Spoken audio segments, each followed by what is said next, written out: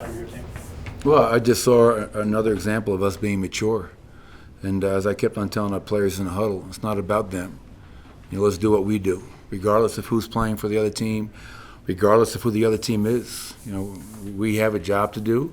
We've won 12 straight at home. We're playing really good basketball, and let's not forget why.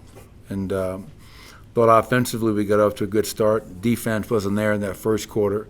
I think they shot 52. But after that, I thought the defense was much better. But just proud of our guys for, you look across the bench and you see, no Chris Paul, no Devin Booker, no Landry Shamet, Cam Payne, Cam Johnson, DeAndre Ayton. And, sometimes you can relax. And I think them beating Golden State last night probably helped us to not underestimate this team.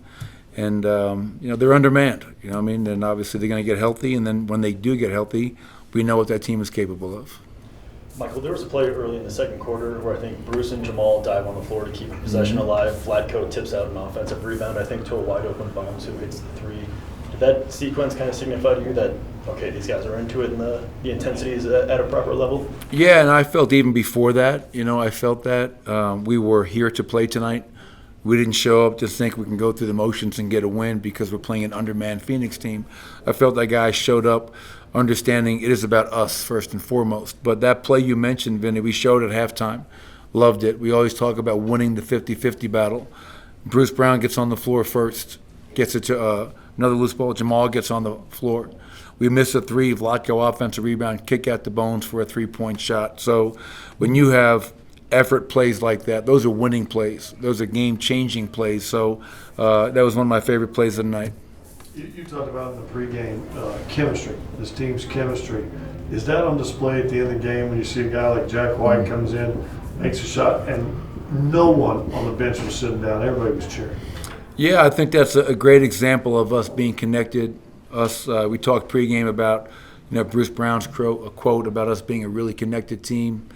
And, Jack White's a two-way player. He just flew in today. He was up in Grand Rapids, flew in today, and when he goes out there and has success, you can see how genuinely happy all of his teammates are for him. And that's selfless. It's not about me, it's about us. We over me. And that was a really good example that you cite right there, Scott. And we've had countless examples of that. So winning allows that to happen. And the challenge is when things aren't going your way, can you still find a way to be connected and stay together and support each other? And, right now I told the players, don't take this for granted. We're playing really good basketball. And, things change quickly in the NBA. So we just got to make sure we understand why we're winning and stay the course. You talked before the season about establishing more of a home court advantage or being better at home. 17-3 is pretty darn good. Are you to take that L on your way out, intimidation yet or not? I actually think it's 18-3 now. Okay, my bad. Yeah, I think it's 18-3 after tonight's win. But you're right, kids. It was a big point of emphasis. Last year we didn't do nearly a good enough job of winning games at home. Maybe we had 23 home wins last year, 24, 25, whatever it was. But the best team I've ever been around, when I was in Cleveland as an assistant, we went 39-2 at home. And that's just dominating, And the one game we lost at the end was because we had the number one seed sewn up, so we rested some guys. But your home court has to have an advantage. Our fans have been terrific, and I just love how we're playing. Once again, another good defensive performance that leads to our offense. We had 24 fast break points tonight to their 6. We had 30 assists to only 11 turnovers. But again, the beginning of that is when we defend. Then everything just flows from there. So hopefully we can continue to protect this home court at a high level through the regular season into the playoffs. Playoffs is where I was getting to. You play a good team in the playoffs, they come in here, they're not going to be intimidated by your home court, but maybe you get this attitude that we can't lose here. Yeah, you get a confidence, a belief. Wow, that team, that place is a tough place to play. No one goes in there and beats the Nuggets. And obviously it's 41 games in, and we have 41 left.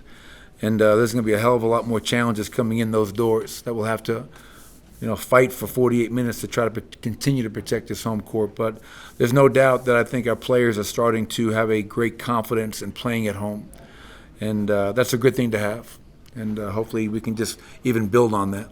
I just want to check on Jamal. What do you know about Jamal? Yeah, he just rolled his ankle a little bit. I was actually happy to hear that it wasn't his knee, just his ankle. He says he's fine, wasn't anything too bad, but with the game being where it was at, he just wanted to go in the back, get some treatment, and start getting some ice and compression on it. But he should be good to go next game. Hey, Coach, kind of following along the idea that you can't do anything about the opponent, but whether it's guys resting or a team that's undermanned, any concern that you may not be as sharpened or battle tested because of the opponent's rosters that they're throwing out there on their lineup on a given night come playoffs, or it's early January and you're not? No, I mean, we got half of a season left, and we've beaten some really good teams on our home floor, and we've been undermanned.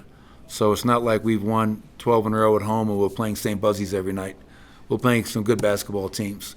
They were obviously depleted with injuries, and Monty Williams is a hell of a coach. Told him after the game, hope those guys get healthy soon. But you have to win those games, and if you can beat the teams that are depleted, and as well as beat the teams that are fully loaded, then you have a pretty good basketball team. And I think that's where we're at right now. One more, Coach. You got a number in mind? Maybe get to see you with one of those Bruce Brown mustaches if you get to a certain amount of home runs here. No, listen.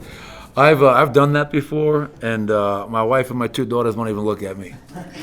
Yeah, so I don't think that's going to happen. Maybe in the off season. Appreciate it, everybody. Thank you, Coach.